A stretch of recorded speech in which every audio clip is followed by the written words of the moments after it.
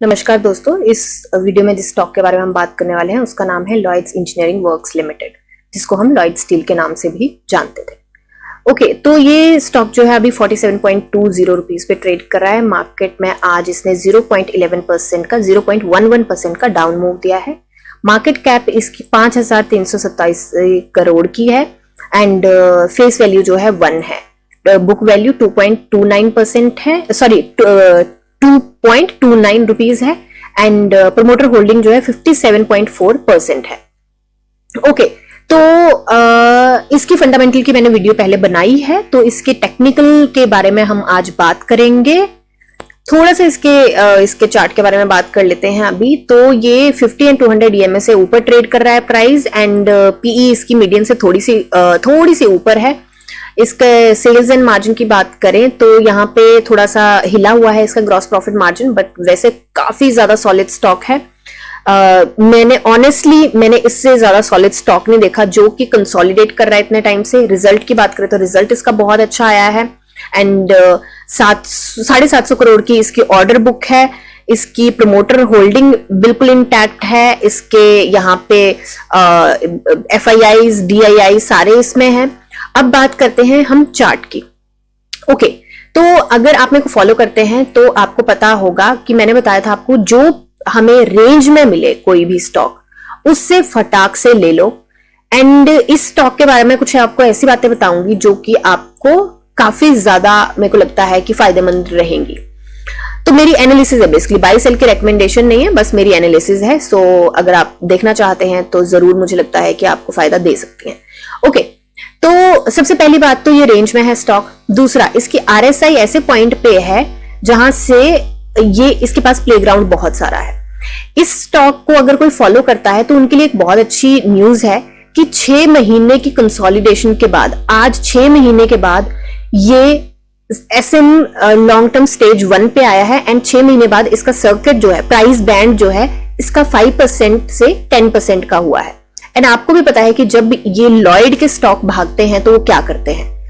अब देखिए, इसमें मैंने पहले भी एक बात करी थी कि जैसे लॉयड मेटल जो है, राइट, उसमें क्या हुआ था, वो भी पहले नीचे था एंड एक मैंने बात करी थी आपको कि मुझे थोड़ा सा ना फैब्रिकेटेड लगता है जैसे ये SM की लिस्ट में गया था। तो अभी मैं आपको बताती हूँ, SM स्टेज में जब गया था तो मैंने आपको पहले भी बताया था कि देखिए 26 को जैसे राइट इशू का आया था कि राइट इशू के लेने की डेट थी 26 को हम अप्लाई कर सकते हैं एंड 5th ऑफ जनवरी 2024 को उसकी लास्ट डेट थी RE इशू की, RE जो शेयर थे उनकी सेलिंग की। तो मुझे बहुत ज्यादा हैरान करने वाली बात लगती है कि एग्जैक्ट वही डेट्स कैसे हो सकते हैं कि SM4 में गया और वापस आया, उसी टाइम पे कैसे आया एंड 3rd में आ गया। फिर उसके बाद ये धीरे धीरे जाके अभी इसमें दिखाया, अपडेट नहीं हुआ है कि SM2 से निकल चुका है, स्टेज 2 से स्टेज 1 में आ गया है। इस पे अपडेट नहीं हुआ है अभी, बट ये निकल चुका है वहां से। तो मुझे ना अब लॉयड मेटल में भी कुछ ऐसी ही चीज देखी गई थी। अब मैं आपको उसका चार्ट दिखा नहीं सकती क्योंकि उसका अवेलेबल नहीं है, वो गायब हो चुका है अब चार्ट। पहले जब मैंने इसके ऊपर थोड़ी सी एनालिसिस करी थी, क्योंकि मैं खुद भी इस स्टॉक को काफी ज्यादा फॉलो करती हूँ काफी टाइम से, मेरे तो 6 महीने से इसमें इन्वेस्टेड हूं मैं। 6 महीने से मैंने काफी लॉस भी देखा, फिर उसमें प्रॉफिट भी देखा, फिर लॉस देखा, फिर प्रॉफिट देखा।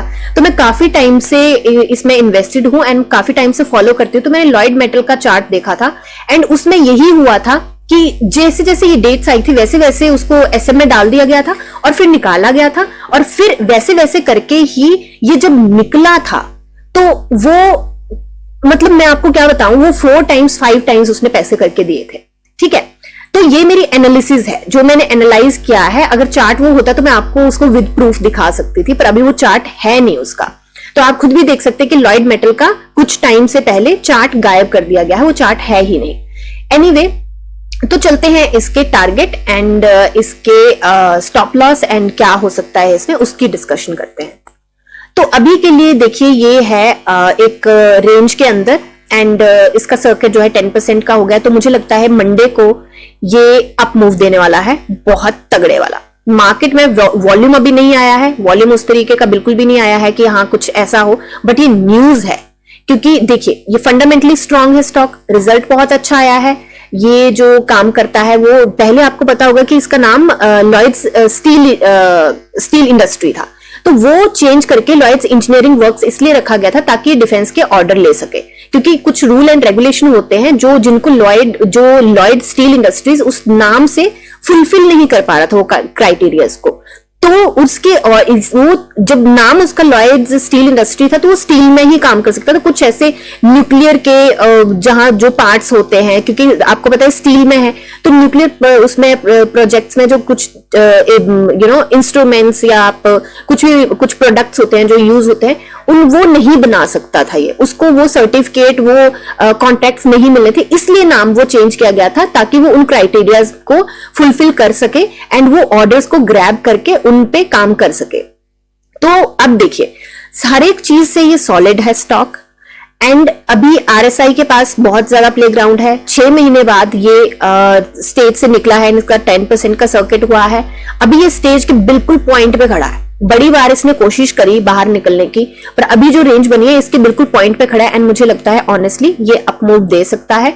मैं ये नहीं बोलती कि इमीडिएटली दे देगा, मुझे लगता है इमीडिएटली दे देगा, क्योंकि 10% का इसका हो गया है सर्किट, तो हो सकता है कि मंडे को काफी अच्छा move they and upper circuit भी लगाए। अपर सर्किट में लॉक भी हो सकता है ये, पर कोई बाई एंड सेल की रिकमेंडेशन है, अपनी एनालिसिस कीजिए, जानिए समझिए पढ़िए और फिर इन्वेस्ट कीजिए, जैसे मैं हर एक वीडियो में बोलती हूं। बट मेरी एनालिसिस ये कहती है कि यहाँ पे लॉन्ग टर्म शॉर्ट टर्म दोनों की एंट्री के बहुत ज्यादा अच्छे चांसेस हैं, आपको बनानी चाहिए एंट्री, एंड इसको कम से कम मैं बोलती हूँ कि 6 महीने तक होल्ड करके रखिए, ये आपके पैसे डबल क्या ट्रिपल भी करके दे सकता है। क्योंकि जो इस कंपनी का जो पुराना है कि जो ये कंपनी करती है, लॉयड्स की जो भी कंपनीज हैं, लॉयड्स लग्जरी है, लॉयड्स मेटल है, तो ये जो कंपनीज करती हैं अपनी कंपनी को ऐसे ऐसे मुकाम पे लेके जाती हैं जिसका कोई पूछो मत हिसाब। तो बस इतनी सी बात है कि I think this is a good stock, fundamentally strong, technically strong and at the verge of breakout, बहुत अच्छा ब्रेकआउट देने वाला है। रेस्ट आपकी कॉल है, एंड मिलते हैं नेक्स्ट वीडियो में। Happy investing.